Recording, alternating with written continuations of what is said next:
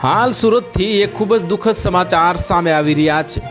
સુરતના માંગરોળમાં વાંકલ બોરિયા રોડ પર થોડા દિવસે ખૂની ખેલ ખેલાયો છે। યુવકને ચપ્પુથી યુવતીનું ગળું કાપતા મોત થયું છે અને યુવકે પણ હોસ્પિટલમાં દાખલ। માંગરોળમાં યુવતીનું છરીથી ગળું કાપતા મોત, તો સાથે રહેલો પ્રેમી યુવક પણ લોહી લુહાણ હાલતમાં મળ્યો અને છરી અને બ્લેડ મળ્યા અને બંને એકબીજા પર હુમલો કર્યો કે ત્રીજાનો હાથ।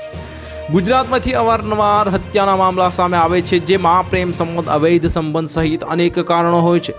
ત્યારે થોડા વર્ષો પહેલાં સુરતમાંથી ગ્રીષ્મ હત્યાકાંડ સામે આવ્યો હતો, જેના જેવો મામલો હાલમાં માંગરોળના વાંકલ બોરિયા માર્ગ પર બન્યો છે। આ પ્રેમીને તેની પ્રેમિકાનું ગળું કાપીને હત્યા કરી નાખીને મૃતદેહને રોડ પર ફેંકી દીધો। પ્રેમિકા વાહન લઈને જતી રહી હતી અને આ દરમિયાન પ્રેમીએ ઘટનાને અંજામ આપ્યો હતો તેવું કહેવાય છે। પ્રાપ્ત જાણકારી અનુસાર સુરતના માંગરોળના વાંકલ બોરિયા રોડ પર પ્રેમીએ તેની પ્રેમિકાના ગળા પર ચપ્પુ મૂકી તેની હત્યા કરી નાખી।